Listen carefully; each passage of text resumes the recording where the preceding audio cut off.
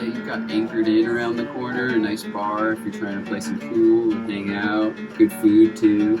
Good like bar food. You'll see in the cafe right next to it. I forget it's got like falafel and Newtown. Yeah, Newtown's really good. The food's amazing there.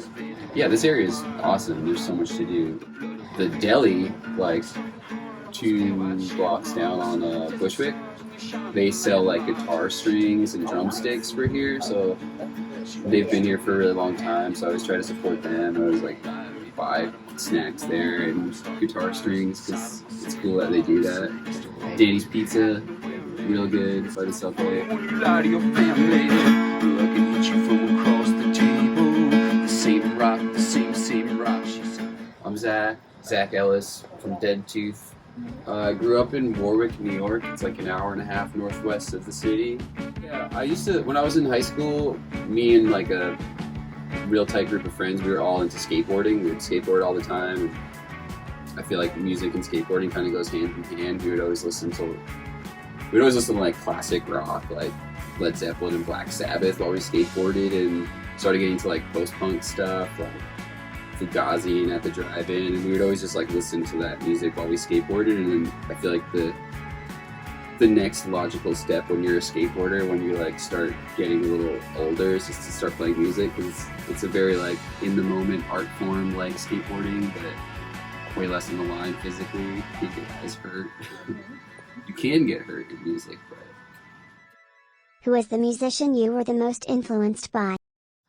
I was like really into the band At the Drive-In when I was younger. Do you know At the Drive-In? Yeah, they're from like El Paso, Texas. Right. They turned into the Mars Volta. That's right, yeah. That was like one of my favorite bands in high school. I very much tried to emulate Omar Rodriguez Lopez on guitar. I thought his style was really cool. Very like angular, kind of sporadic playing. What brought you to New York City? Yeah, I moved to New York when I was 19. And just started playing bands. The whole time I've been playing in bands. I was playing in this band called Steer when I first moved here. It was just a 2-piece rock band. And then after that I joined a band called Hey Baby and played in Hey Baby. I played drums. I didn't like know how to play drums well when we started, but I kind of just learned for the band. And it worked out. I ended up getting pretty good at drums. Not amazing, but I can get through the songs. And then I started my own band called The Adventures of the Silver Spaceman. It was like a folk band, like kind of started as like a bedroom folk project, and then turned into this band Dead Tooth now. Different lineup, and kind of a rebranding thing. I play guitar in Dead Tooth and I sing. Sometimes I just sing. Sometimes I always either play guitar and sing or just sing. What were you doing during the pandemic? I did a lot of work on music. I pretty much right when pandemic started, I had like finished recording an EP, and so did a lot of like mixing and post-production on that, and then also started recording another one, like more like solo style, like I like getting all the demos done and making little videos. I made like some little videos in my room. I was here pretty much the whole time. I spent 2 months in Richmond, Virginia. But yeah, I just basically chilled in my room. Do you have any favorite venues? I mean, favorite venues I've ever played in New York was probably like 285 Kent. That was really fun before it shut down. Yeah, a very long time ago. Glasslands, we played there with Hey Baby a few times. Very cool. We were just talking about the Glove. That was like one of my favorite venues. We used to play Transpicos all the time. I used to work in front of the house there at the cafe, and it was just kind of a family. It used to be Silent Barn. Right. Like when I first moved to New York, I went to a show there at Silent Barn. It was this old house. That was a really cool place. What are you playing at Honey's Tuesday on August 10th? I'm gonna play alone, and I'm gonna do. I have a loop pedal, and I have a drum pad that has four pads on it, and I basically hook it up to my loop pedal, and then I loop a drum beat, and then I'll play to the drum beat, and sometimes I'll loop the guitar too and play over the guitar, and I'll basically do my songs, because I write a lot of the songs in just on guitar. So I do these songs and I kind of mimic the drum beat to them and just like loop that. And it's kind of a unique thing. It sounds almost like a dancier version of the songs. It's just one drum beat going and it's kind of driving. And then I'll probably just do some songs with no looping, just totally just guitar and voice as well. Some of the songs I think come across better. That I'll probably do a few covers. Okay. How long do you, it was like a 30 minutes, 40 minutes. 30 minutes, 40 minutes? Whatever you like. Yeah, I'll probably do some covers, a few mostly original stuff. And, yeah. Okay, sounds great. Yeah, I'm excited. It should be fun. I like the vibe of the last one. Yeah. Cool. Do you have any plans coming up with your band? Yeah, we have a lot of shows coming up. We have a song coming out on July 29th with Paper Moon Records. It's like a local record label. It's album or EP? Just one song right now. Oh, okay. We have an EP that's almost done. I don't know when that'll come out. This song I think is kind of like a single that's not even part of that. The EP is very much like we recorded with the band, has a very band sound. This single is a little bit more like recorded during quarantine. Sounds like there's a band on it, but there's not really. That's under you.